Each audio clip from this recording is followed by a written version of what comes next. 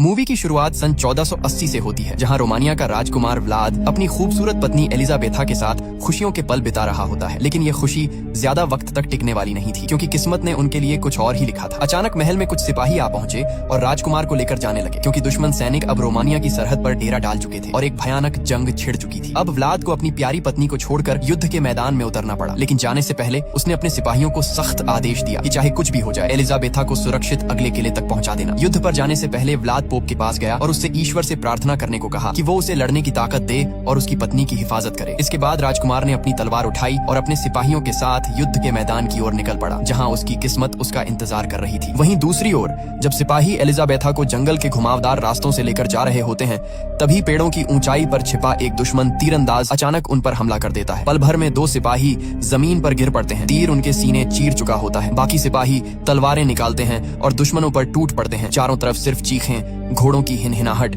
और तलवारों की टकराहट गूंज रही थी। इसी अफरा तफरी में एलिजाबेथा अपने घोड़े को पूरी ताकत से दौड़ाती है और जंगल की ओर निकल पड़ती है। वहीं दूसरी ओर युद्ध के मैदान में व्लाद दुश्मनों पर हमला करने का ऐलान करता है। उसके सिपाही जमीन पर तेल फैलाकर उसमें आग लगा देते हैं और कुछ ही पलों में आग की एक विशाल दीवार खड़ी हो जाती है, जिसे देखकर दुश्मन भी कांप उठते हैं। अब दोनों सेनाएं टकरा जाती हैं। व्लाद की तलवार हवा को चीरती हुई दुश्मनों के सिरों को झुका देती है। खून और आग का संग्राम पूरे मैदान में फैल चुका था। लेकिन तभी एक घायल सिपाही लड़खड़ाते हुए व्लाद के पास आता है और कांपती आवाज में कहता है, महाराज, एलिजाबेथा पर हमला हुआ है। ये सुनते ही व्लाद के चेहरे का रंग उड़ जाता है। वो बिना एक पल गंवाए घोड़े पर सवार होता है और जंगल की तरफ निकल पड़ता है। उधर एलिजाबेथा उस भयानक जंगल में पहुंच चुकी थी, जहां बर्फ के नीचे सैकड़ों फंदे दबे थे, भालुओं को पकड़ने वाले खतरनाक ट्रैप। दुश्मन सिपाही उसका पीछा करते हुए वहीं पहुंचते हैं और एक एक करके उनके घोड़ों के पैर फंदों में फंस जाते हैं। तीरों की बौछार के बीच सिपाही गिर पड़ते हैं, लेकिन तभी किस्मत ने एलिजाबेथा से भी साथ छोड़ दिया। उसका घोड़ा भी एक फंदे में उलझकर जमीन पर गिर पड़ा। अब दुश्मन सिपाही तलवारें उठाकर बर्फ में रास्ता बनाते हुए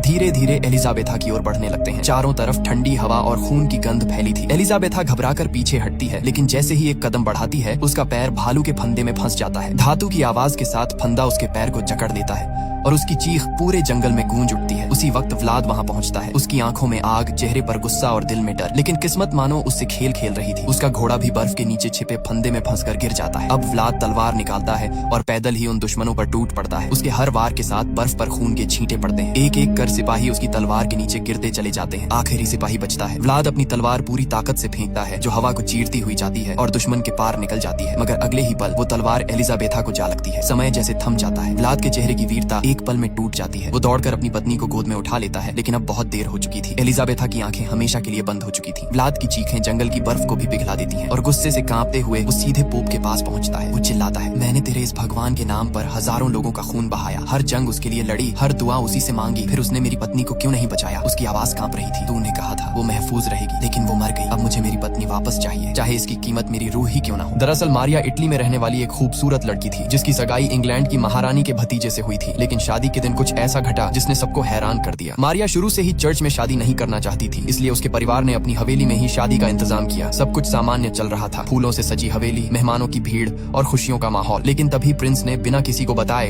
एक बिशप को बुला लिया, ताकि शादी को ईश्वर का आशीर्वाद मिल सके। जैसे ही बिशप अंदर आता है और मारिया की ओर देखता है, तभी मारिया की आंखें अचानक लाल पड़ने लगती हैं। उसका शरीर कांपने लगता है और वो अजीब आवाजों में कुछ बड़बड़ाने लगती है। सब लोग डर के मारे पीछे हट जाते हैं। बिशप घबराकर उसके पास जाने की कोशिश करता है, लेकिन तभी मारिया के अंदर से एक भयानक गुर्राने की आवाज निकलती है और वो बिशप पर झपट पड़ती है। वो इतनी ताकतवर हो जाती है कि 4 आदमी मिलकर भी उसे रोक नहीं पाते। बिशप जमीन पर गिर जाता है और उसकी गर्दन पर गहरे निशान पड़ जाते हैं। इसी दौरान कमरे की सारी मोमबत्तियां अपने आप बुझ जाती हैं और माहौल में ठंडी हवा फैल जाती है। ऐसा लग रहा था जैसे किसी अंधेरे साए ने उस हवेली को अपनी गिरफ्त में ले लिया हो। अब डॉक्टर पादरी को बताता है कि उस दिन के बाद से मारिया अजीब बातें करने लगी। कभी वो किसी और आवाज में बोलती, कभी दीवारों पर कुछ लिखने लगती और जब भी कोई प्रार्थना करता वो चीखने लगती थी। इसलिए मजबूर होकर उसे इस तहखाने में कैद कर दिया गया, क्योंकि अब वो एक इंसान नहीं रही थी। इसके बाद डॉक्टर पादरी को बताता है कि मारिया का जन्म साल 1739 में हुआ था, मतलब उसकी उम्र 130 साल से भी ज्यादा है। ये सुनते ही सबके चेहरों का रंग उड़ जाता है। अब शक यकीन में बदल चुका था। क्या मारिया कोई इंसान नहीं बल्कि खुद शैतान है? तभी अचानक मारिया की आंखें खुल जाती हैं। कमरे में सन्नाटा छा जाता है और पादरी धीरे धीरे उसकी तरफ बढ़ता है। वह देखता है मारिया के दांत नुकीले हैं, बिल्कुल किसी जानवर की तरह। यह देखकर पादरी दहशत में कहता है, यह तो वैम्पायर है। पादरी जानता था कि वैम्पायर सूरज की रोशनी बर्दाश्त नहीं कर सकते। वह तुरंत खिड़की खोल देता है। धूप की पहली किरण जैसे ही मारिया के शरीर पर पड़ती है,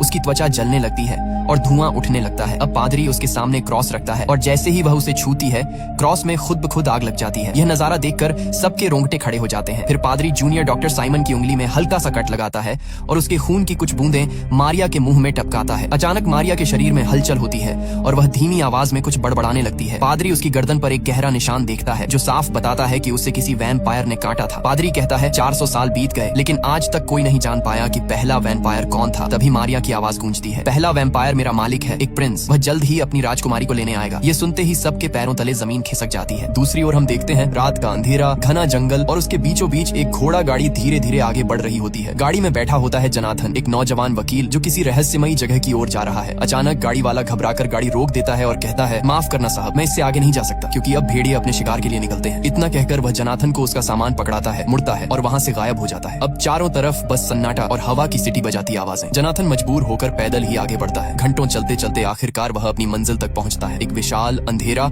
और डरावना किला जिसे देखकर किसी की भी रूह कांप जाए। जैसे ही वह अंदर कदम रखता है, पीछे का दरवाजा अपने आप बंद हो जाता है, फिर सामने वाला दरवाजा खुद खुलता है और फिर अपने आप जोर से बंद हो जाता है। जनाथन की सांसें तेज हो जाती हैं। वह इधर उधर देख ही रहा होता है कि अचानक बालकनी पर किसी शख्स की परछाई दिखाई देती है। बिजली कड़कती है और वो परछाई गायब। जनाथन जैसे ही पलटता है, उसके पीछे खड़ा होता है एक बूढ़ा आदमी, सफेद बाल, लाल आंखें और चेहरा बिल्कुल निर्विकार। वो धीरे से मशाल बुझा देता है और तभी पूरे महल की बत्तियां अपने आप जल उठती हैं। अब वो मुस्कुराते हुए कहता है, मैं हूँ राजकुमार व्लाद, जिसे कुछ लोग ड्रैकुला के नाम से भी जानते हैं। इसके बाद दोनों डाइनिंग टेबल पर बैठते हैं। जनाथन भूख से बेहाल होकर खाना खाने लगता है लेकिन ड्रैकुला एक कौर तक नहीं खाता। वह बस अपनी ठंडी आंखों से जनाथन को देखता है और जैसे ही हाथ हिलाता है, सामने रखी प्लेट खुद ब खुद सरक कर जनाथन के पास आ जाती है। जनाथन चौंकता है पर सोचता है शायद कोई ट्रिक होगी, लेकिन उसे नहीं पता था कि ये कोई जादू नहीं बल्कि उसकी जिंदगी का सबसे डरावना पल शुरू हो चुका था। जब जनाथन अपने बैग से कागज निकाल रहा होता है, तभी ड्रैकुला की नजर कमरे के कोने में भागते एक छोटे से चूहे पर पड़ती है। वो धीरे से मुस्कुराता है और पल भर में कांटा उठाकर उसे दीवार से भेद देता है। फिर उस चूहे को ऐसे निचोड़ता है जैसे नींबू, और उसका खून प्याले में गिरने लगता है। वो खून को चाटता है ऐसे जैसे किसी और के लिए वो जहर हो, लेकिन उसके लिए अमृत। जनाथन यह सब देखकर सन्न रह जाता है लेकिन अपने डर को छिपाते हुए कागज आगे बढ़ाता है और कहता है, सरकार चाहती है कि आपकी ये पुरानी हवेली खरीदकर उसे अस्पताल में बदला जाए। तभी उसका बैग जमीन पर गिरता है और उसमें रखा क्रॉस बाहर लुढ़क आता है। ड्रैकुला की नजर उस क्रॉस पर टिक जाती है। उसकी आंखें लाल पड़ने लगती हैं। वो धीमे लेकिन भारी स्वर में पूछता है, क्या तुम ईश्वर को मानते हो? जनाथन थोड़ा हकलाते हुए कहता है, न नहीं, ये तो बस एक गाड़ी वाले ने मुझे दे दिया था। ड्रैकुला हल्की हंसी हंसता है और अपनी नुकीली उंगलियां उठाकर हवा में इशारा करता है। तुरंत वो क्रॉस हवा में उठता है और सीधा आग में गिरकर जल उठता है। फिर वह जनाथन के पास आकर ठंडी आवाज में कहता है, अब रात काफी हो चुकी है, सोने का समय है। वो उसे उसके कमरे तक छोड़ता है और कहता है, याद रखना, अंधेरा छा जाने के बाद इस कमरे से बाहर मत निकलना। ड्रैकुला जैसे ही मुड़ता है, उसकी परछाई दीवार पर और लंबी होती जाती है, मानो वो दीवार से अलग कोई और राक्षसी रूप ले रही हो। फिर वह हाल में लौटकर एक अंधेरी मूर्ति के सामने रुकता है और धीरे से कहता है, इस इंसान पर नजर रखना। वहीं दूसरी ओर जनाथन अपने कमरे में बैठा किताब पढ़ने लगता है। किताब में उसी किले का इतिहास लिखा होता है। तभी उसकी नजर एक पुराने पन्ने पर पड़ती है जहाँ युवा व्लाद की तस्वीर बनी होती है, लेकिन उसके आगे वाला पन्ना फटा हुआ होता है। और जैसे ही वो पन्ना पलटने की कोशिश करता है, खिड़की के बाहर से किसी के सांस लेने की आवाज सुनाई देती है। वहाँ का माहौल बेहद डरावना होता है। चारों तरफ मकड़ी के जाले, पुराने ताबूत और दीवारों पर जमी हुई धूल। जनाथन की सांसें तेज हो जाती हैं, पर जिज्ञासा उसे आगे बढ़ने पर मजबूर करती है। धीरे धीरे वह एक ताबूत के पास पहुंचता है और कांपते हाथों से उसका ढक्कन उठाता है। तभी उसकी आंखें फटी की फटी रह जाती हैं। ताबूत के अंदर ड्रैकुला पड़ा होता है, जिसकी आंखें बंद हैं और होंठों पर एक अजीब सी मुस्कान जमी हुई है, जैसे वो किसी गहरी नींद में हो या फिर किसी शिकार का इंतजार कर रहा हो। जनाथन डर के मारे पीछे हटता है, लेकिन तभी ड्रैकुला की आंखें खुल जाती हैं और उसकी ठंडी आवाज गूंजती है, तुम्हें यहाँ नहीं आना चाहिए था। अचानक अंधेरे से कई गारगोइल्स निकलते हैं और जनाथन पर टूट पड़ते हैं। वो चीखने की कोशिश करता है, लेकिन उससे पहले ही उसे बेहोश कर दिया जाता है। ड्रैकुला धीमी और भारी आवाज में बोलना शुरू करता है, सदियों पहले जब मैं एक इंसान था, मेरा नाम व्लाद था। मैं ट्रांसिल्वेनिया का एक बहादुर योद्धा था और मेरी जिंदगी में सिर्फ एक ही मोहब्बत थी, एलिजाबेथा। वह आगे बताता है कि कैसे उसके राज्य पर दुश्मनों ने हमला किया था और व्लाद को युद्ध पर जाना पड़ा। जाते वक्त एलिजाबेथा ने कहा था, अगर तुम वापस नहीं लौटे तो मैं भी जिंदा नहीं रहूंगी। ड्रैकुला की आंखों में नमी झलकने लगती है। वह कहता है, मैंने युद्ध जीता था, लेकिन मेरी जीत की खबर किसी ने गलत तरह से पहुंचाई। लोगों ने महल में खबर फैला दी कि मैं मर गया हूं और यह सुनकर मेरी एलिजाबेथा ने खुद को महल की ऊंचाई से नीचे गिरा दिया। जनाथन की आंखें हैरानी से फैल जाती हैं। ड्रैकुला आगे कहता है, जब मैं लौटा तो वो मेरे सामने खून में लथपथ पड़ी थी। चर्च ने कहा कि जिसने खुद अपनी जान ली हो उसकी आत्मा को शांति नहीं मिल सकती, पर मैं भगवान के उस नियम को नहीं मान सका। मैंने अपने ही भगवान के खिलाफ बगावत कर दी और उसी पल मैंने अपनी इंसानियत खो दी। ड्रैकुला गुस्से से अपनी मुट्ठी भींचता है और कहता है, मैंने कसम खाई थी कि जब तक मैं अपनी एलिजाबेथा को वापस नहीं पा लेता तब तक मौत भी मेरा कुछ नहीं बिगाड़ सकती। जनाथन उसकी बातें सुनकर सहम जाता है, क्योंकि अब उसे समझ आ चुका था कि ड्रैकुला कोई आम राक्षस नहीं बल्कि एक टूटी हुई मोहब्बत का बदला हुआ चेहरा है। ड्रैकुला जनाथन को बताता है कि उसने सदियों तक सिर्फ एलिजाबेथा के लौटने का इंतजार किया, क्योंकि उसे यकीन था कि पवित्र आत्माएं दोबारा जन्म जन्म लेती हैं। उसने उसे हर जगह तलाशा पर ढूंढ पाना नामुमकिन था। ब्लैक प्लेग ने आधी औरतों को निगल लिया था और जो बची वे चर्च जैसे पवित्र स्थानों में चली गईं, जहां उसका कदम रखना मना था। वह तन्हा हो गया और एलिजाबेथा के प्यार में इतना पागल कि हताश होकर उसने महल की खिड़की से कूदकर अपनी जान देने की कोशिश की, मगर हर बार मौत उसे ठुकरा देती। तब उसने ठान लिया कि अगर वह उसे नहीं ढूंढ सकता तो एलिजाबेथा खुद उसके पास आएगी। 100 सालों तक उसने जादुई फूलों से एक ऐसा परफ्यूम तैयार किया जिसकी खुशबू किसी को भी मदहोश कर दे। वह इटली गया उसे आजमाने और वहाँ की औरतें उस इत्र की खुशबू से दीवानी होकर उसके पीछे भागने लगी। अब वह उस खुशबू से हर किसी को नचा सकता था, मगर एक दिन उसे लगा कि आखिरकार उसे एलिजाबेथा मिल गई। लेकिन पास जाकर देखा तो वो कोई और थी। उस रात सब उसकी हंसी उड़ाने लगे और उसी पल उसने समझ लिया कि महफिलों में सिर्फ खूबसूरत औरतें मिलती हैं, एलिजाबेथा नहीं। ड्रैकुला कहता है कि जब उसे एहसास हुआ कि सच्चा प्यार सिर्फ एलिजाबेथा में ही था, तब उसने फैसला किया कि अब वह अकेला उसे नहीं ढूंढेगा बल्कि पूरी दुनिया की औरतों को वैम्पायर में बदल देगा ताकि वे सब मिलकर उसके लिए एलिजाबेथा को खोजें। उसी रात उसने महफिल की सभी औरतों को काट लिया जिनमें मारिया भी शामिल थी। इसके बाद वह एलिजाबेथा की कब्र पर गया और उसका ताबूत तोड़ दिया, लेकिन अंदर सिर्फ राख बची थी। ये देखकर ड्रैकुला टूट गया और कसम खाई कि अब वह कभी इस महल से बाहर नहीं जाएगा। फिर उसने अपने नौकर गारगोयल्स बना लिए जो उसके लिए दुनिया भर से खजाना लाते और वे वैम्पायर औरतें एलिजाबेथा को ढूंढने में लग गईं। ये सब सुनकर जनाथन भावुक हो जाता है और ड्रैकुला से कहता है कि वह उसकी हालत समझ सकता है क्योंकि वह भी एक लड़की से सच्चा प्यार करता है, मीना से। जब ड्रैकुला मीना की तस्वीर देखता है तो उसके होश उड़ जाते हैं क्योंकि वह हूबहू एलिजाबेथा जैसी दिखती है। इसके बाद ड्रैकुला जनाथन को मारे बिना छोड़ देता है और गारगोयल्स को आदेश देता है, जाओ मेरे लिए बहुत सारा खून लेकर आओ ताकि जब मैं मीना से मिलूं तो जवान और खूबसूरत दिख सकूं। दूसरी ओर पेरिस में पादरी ड्यूमोंट को एक तस्वीर दिखाता है और कहता है कि हमें इस औरत को ढूंढना होगा क्योंकि वही ड्रैकुला तक पहुंचने की कुंजी है। फिर पादरी एक किताब खोलकर बताता है, अगर कोई इंसान ईश्वर का अपमान करे तो ईश्वर उसे मौत नहीं देते बल्कि मौत से भी बदतर जिंदगी देते हैं, लेकिन अगर दिल से पश्चाताप किया जाए तो वही ईश्वर माफ भी कर सकते हैं। यानी अगर ड्रैकुला को मार दिया जाए तो सारे वैम्पायर दोबारा इंसान बन जाएंगे। तभी साइमन वहाँ आता है और डॉक्टर के हाथ में तस्वीर देखकर कहता है, यह तो वही लड़की है जो अभी विजिटर्स रूम में बैठी थी। ये सुनकर ड्यूमोंट और पादरी तुरंत उस कमरे की ओर दौड़ते हैं और वहाँ मीना से मिलते हैं। मीना बताती है कि वह मारिया की बेस्ट फ्रेंड है। दोनों की मुलाकात एक पार्टी में हुई थी। तब से मीना और मारिया हमेशा एक साथ ही रहती थी, लेकिन शादी वाले दिन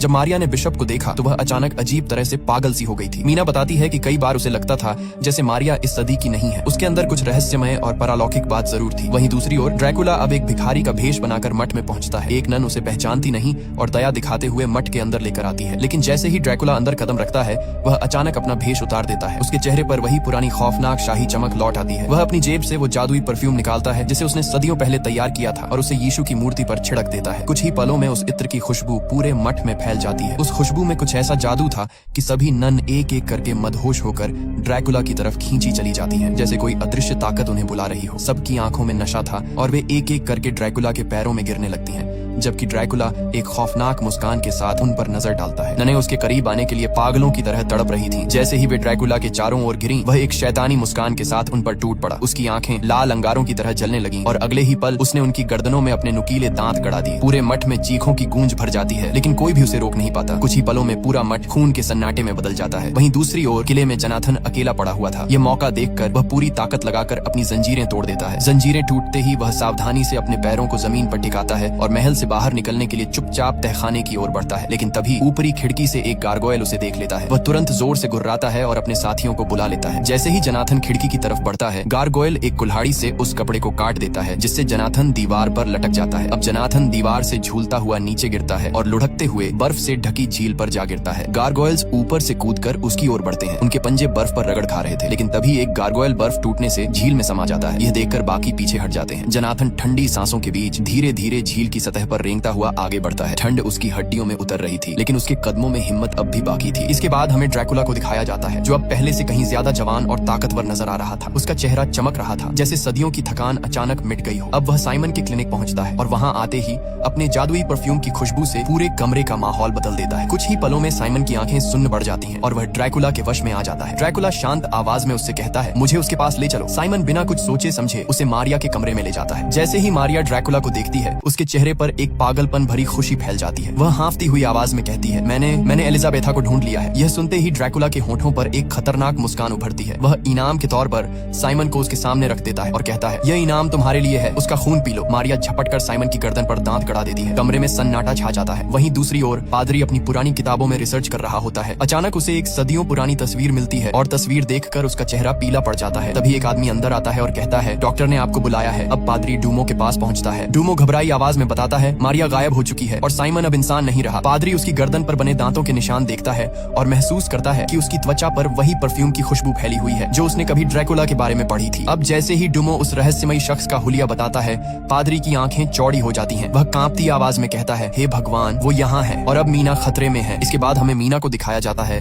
जो बहुत बेचैन और उलझन में दिखाई दे रही थी। तभी अचानक दरवाजे की घंटी बजती है। मीना दरवाजा खोलती है तो सामने मारिया खड़ी होती है, बिल्कुल स्वस्थ, जवान और पहले जैसी खूबसूरत। मीना हैरान होकर पूछती है, तुम तो बीमार थी ना? मारिया मुस्कुराते हुए जवाब देती है कि डॉक्टर ड्यूमोंट ने उसे अब घर जाने की इजाजत दे दी है। फिर वो मीना को बताती है कि उसका एक बहुत खास दोस्त है जो उससे मिलने के लिए बेसब्री से इंतजार कर रहा है। मारिया मीना से कहती है कि वो अच्छे कपड़े पहन ले क्योंकि वो दोनों बाहर जा रही हैं। कुछ देर बाद दोनों एक शानदार होटल पहुंचती हैं जहां ड्रैकुला पहले से ही उनका इंतजार कर रहा होता है। जैसे ही ड्रैकुला की नजर मीना पर पड़ती है, उसकी आंखें ठहर जाती हैं। ऐसा लगता है जैसे उसने अपनी खोई हुई मोहब्बत एलिजाबेथा को फिर से पा लिया। मारिया मुस्कुराकर मीना की मुलाकात ड्रैकुला से करवाती है। ड्रैकुला उसकी तारीफों में डूब जाता है। तुम्हारी आंखें जैसे सदियों पुरानी किसी याद का आईना हो। वो उसका हाथ थामकर चूम लेता है। मीना के जहन में अचानक अजीब अजीब विजन आने लगते हैं, जैसे उसने ड्रैकुला को पहले भी कहीं देखा हो, बहुत पहले। वो घबरा जाती है और तुरंत बाहर जाने का बहाना बना लेती है, लेकिन ड्रैकुला भी उसके पीछे मेले तक पहुंच जाता है। वहां मीना एक हॉन्टेड हाउस में जाती है जहां अचानक एक नकली कंकाल गिरने से डर जाती है। ड्रैकुला तुरंत उसे बाहर खींच लाता है। बाहर निकलकर मीना गन शूटिंग गेम खेलने लगती है। तभी ड्रैकुला पीछे से आकर उसके हाथों को थाम लेता है और निशाना लगाना सिखाने लगता है। उस पल मीना को फिर वही पुराने विजन दिखाई देने लगते हैं, जैसे किसी और जिंदगी की यादें हों। कुछ देर बाद दोनों होटल लौटते हैं। वहां ड्रैकुला मीना को एक छोटा सा म्यूजिक बॉक्स दिखाता है, वही जो उसने सदियों पहले अपनी पत्नी एलिजाबेथा को दिया था। उसकी आंखों में अब भी वही अधूरी मोहब्बत झलक रही थी। उस म्यूजिक बॉक्स से एक पुरानी रहस्यमयी धुन बजने लगती है। मीना उस धुन को ध्यान से सुनती है और अचानक उसके चेहरे का रंग बदल जाता है। उसे ये धुन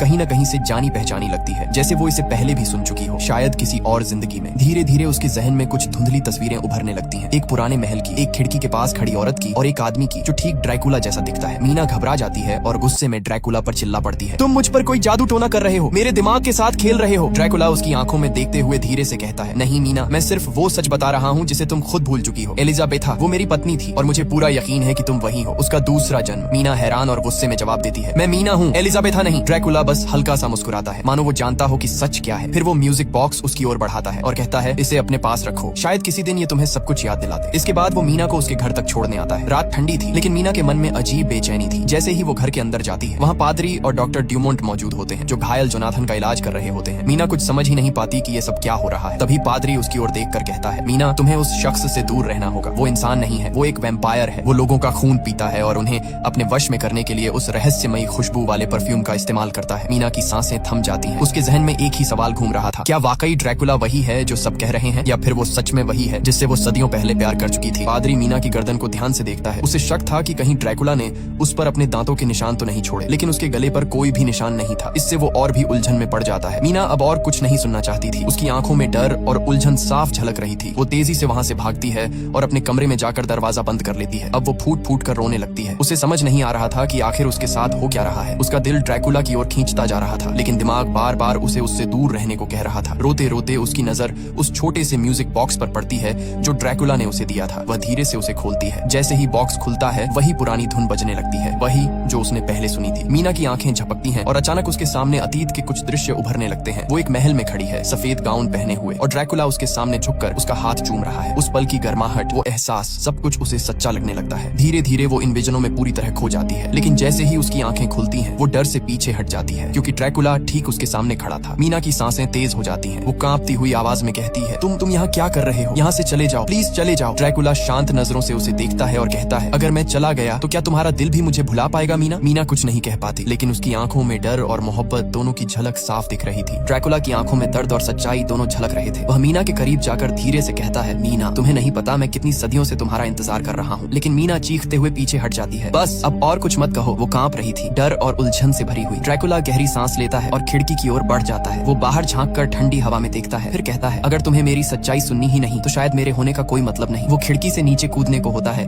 कि मीना घबरा कर चिल्लाती है, रुको, क्या तुम खुदकुशी करने वाले हो? ड्रैकुला मुड़कर उसकी तरफ देखता है और कहता है, मैं मौत से कब का गुजर चुका हूँ मीना, अब सिर्फ तुम्हारे बिना जीना ही असंभव है। वो आगे बढ़ता है और अपने हाथ में पकड़ी इत्र की शीशी दिखाता है। तुम सोचती हो मैंने तुम्हें वश में किया? मैंने कभी भी इस परफ्यूम का इस्तेमाल तुम पर नहीं किया। इतना कहकर वो उस शीशी को आग में फेंक देता है। मीना की आंखों से आंसू बहने लगते हैं। वो कांपती आवाज में कहती है, लेकिन तुम इंसानों का खून तो पीते हो। ड्रैकुला धीरे से सिर झुकाता है, हाँ मीना, मैं खून पीता हूँ क्योंकि अब मैं इंसान नहीं रहा। मैं एक श्रापित आत्मा हूँ, एक वैम्पायर, लेकिन तुम्हारा खून कभी नहीं पीऊंगा, कसम है मुझे। तभी मीना की नाक से थोड़ा खून टपकने लगता है। ड्रैकुला अनजाने में उसे अपनी उंगली से पोंछता है और जैसे ही उसका का खून उसकी जीभ को छूता है वो एक पल के लिए रुक जाता है। उसकी आंखों में एक पुराना दर्द चमकता है। अब वह मीना का हाथ पकड़कर धीरे से कहता है, तुम्हारा खून, तुम्हारी खुशबू, सब कुछ वैसा ही है जैसे सदियों पहले था। तुम ही मेरी एलिजाबेथा हो। मीना की सांसें थम सी जाती हैं। उसे फिर वही पुराने पल दिखने लगते हैं। वो महल, वो गाउन, वो प्यार भरी नजरों से उसे देखता ड्रैकुला, और तभी उसे सब कुछ याद आ जाता है। उसकी आंखों से आंसू बह निकलते हैं। वो कांपती आवाज में कहती है, हाँ अब मुझे सब याद आ गया। मैं ही एलिजाबेथा हूँ और तुम मेरे व्लाद हो। ड्रैकुला की आंखों में चमक लौट आती है। दोनों एक दूसरे के पास आते हैं और फिर सदियों से अधूरा उनका प्यार आखिरकार पूरा हो जाता है। वो एक दूसरे के आलिंगन में खो जाते हैं, जहाँ वक्त, मौत और श्राप सब मानो ठहर जाते हैं। पादरी अपनी राइफल उठाकर पीछे हटता है, लेकिन मारिया अब पूरी तरह वैम्पायर बन चुकी थी। उसकी आंखें लाल चमक रही थी और उसके दांत बाहर निकले हुए थे। वह पादरी की गर्दन पकड़कर दीवार से पटक देती है। तभी पीछे से जत्थन लोहे की छड़ उठाकर उसके ऊपर वार कर देता है। छड़ उसकी पीठ के आर पार निकल जाती है, पर फिर भी वो रुकती नहीं। वह जोर से चिल्लाती है, तुम सब इंसान हो, लेकिन प्यार के असली मायने कभी नहीं समझोगे। अब वो हेनरी की तरफ मुड़ती है, जो जमीन पर पड़ा कराह रहा था। पादरी जल्दी से क्रूस उठाकर उसके सामने लहराता है। जैसे ही क्रूस की रोशनी उस पर पड़ती है, मारिया दर्द से चिल्लाने लगती है। उसकी त्वचा जलने लगती है और वो पीछे हटती है। तभी पादरी मौका देखकर अपने जैकेट से पवित्र पानी की शीशी निकालता है और उसके ऊपर फेंक देता है। पानी के पड़ते ही उसके चेहरे से धुआं निकलने लगता है। वो तड़पती हुई चीखती है और कहती है, ड्रैकुला मुझे बचाओ, लेकिन अब कोई जवाब नहीं आता। धीरे धीरे उसका शरीर राख में बदलने लगता है और हवा में उड़ जाता है। सब लोग एक पल के लिए चुप हो जाते हैं। हेनरी जमीन पर पड़ा कराहता है। पादरी उसकी मदद करने के लिए झुकता है। तभी जत्थन कहता है, अब देर नहीं करनी चाहिए, मीना खतरे में है और वो अब शायद इंसान नहीं रही। पादरी सिर हिलाकर कहता है, हाँ अब हमें ड्रैकुला के किले में ही जाना होगा। वहीं यह सब खत्म होगा, या तो ड्रैकुला मरेगा या हम। इसके बाद तीनों हथियार लेकर रात के अंधेरे में निकल पड़ते हैं, सीधे उस किले की ओर जहाँ सदियों पुरानी बुराई उनका इंतजार कर रही थी। गोले किले की दीवारों से टकराते हैं और धमाके के साथ इधर उधर उड़ते हैं, लेकिन ड्रैकुला और मीना किले के अंदर सुरक्षित रहते हैं। ड्रैकुला अपने पालतू गारगोयल्स को हुक्म देता है कि बाहर आने वाले किसी भी इंसान को रोको। अब पादरी और उसकी टीम धीरे धीरे किले के अंदर प्रवेश करने की कोशिश करते हैं। उन्होंने देखा कि किले के दरवाजे अपने आप बंद हो जाते हैं और दीवारों पर खून के निशान चमकने लगते हैं। ड्रैकुला अब मीना के पास बैठकर कहता है, अब तुम मेरी दुनिया की हकदार हो, तुम्हें डरने की कोई जरूरत नहीं। मीना धीरे धीरे उसके हाथ पकड़ती है और कहती है, अब मैं तुम्हारे साथ हमेशा रहना चाहती हूँ, चाहे कुछ भी हो। इसी बीच पादरी टीम के साथ किले के मुख्य हाल में प्रवेश करता है। वह देखता है कि ड्रैकुला और मीना सुरक्षित हैं, लेकिन आसपास की दीवारों और फर्श पर अजीब परछाइयां हिल रही हैं। ड्रैकुला अपने गारगोयल्स के जरिए पादरी को चुनौती देता है, अगर तुम मेरे और मीना को छूने की कोशिश करोगे तो तुम्हारा अंजाम वही होगा जो तुम्हारे सामने मारिया का हुआ। पादरी थोड़ा डरता है, लेकिन फिर भी कदम बढ़ाता है। ड्रैकुला और गारगोयल्स अपने अपने स्थानों पर खड़े हो जाते हैं, तैयार संघर्ष के लिए। किले के अंदर की ये चुप्पी अब बड़े तूफान की शुरुआत है, जहाँ इंसान और वैम्पायर की आखिरी भिड़ंत होने वाली है, जिससे किले की छत टूट कर गिरने लगती है। तब ड्रैकुला मीना से कहता है कि उसे बाहर निकलकर सामना करना होगा और वह कमरे में ही रहे। इतना कहकर ड्रैकुला कमरे से बाहर निकल जाता है। वहीं गर्गल्स भी सिपाहियों पर टूट पड़ते हैं और कई सिपाहियों को मार गिराते हैं, लेकिन सिपाहियों की संख्या बहुत ज्यादा थी और धीरे धीरे वे पूरे किले में फैल गए। जनाथन अपनी टीम को तहखाने में लेकर जाता है। मीना जैसे ही सिपाहियों को अपनी ओर आते देखती है, वह कमरे का दरवाजा बंद कर देती है। जनाथन सिपाहियों को ताबूत दिखाता है और कहता है कि ड्रैकुला इसी में छुपा हो सकता है। सिपाही ताबूत पर गोलियां चलाते हैं, लेकिन तभी ड्रैकुला अचानक जनाथन के पीछे से आकर उसे बेहोश कर देता है। फिर वह गर्गल्स के साथ मिलकर सिपाहियों पर टूट पड़ता है और कुछ ही देर में कई सिपाहियों को ढेर करता है। किले में आते ही सिपाही एक एक करके ड्रैकुला की ताकत के सामने झुकते जाते हैं। तभी हेनरी मौका देखकर ड्रैकुला पर गोलियां चला देता है, लेकिन ड्रैकुला पर इसका कोई असर नहीं होता। अब ड्रैकुला ने हेनरी की गर्दन काट दी और दरवाजा बंद कर दिया ताकि कोई सिपाही अंदर न घुस सके। इसके बाद वह अपनी तलवार पादरी के गले पर रख देता है। पादरी डर के मारे जमकर खड़ा रह जाता है और फुसफुसाता है, तुम क्या करोगे?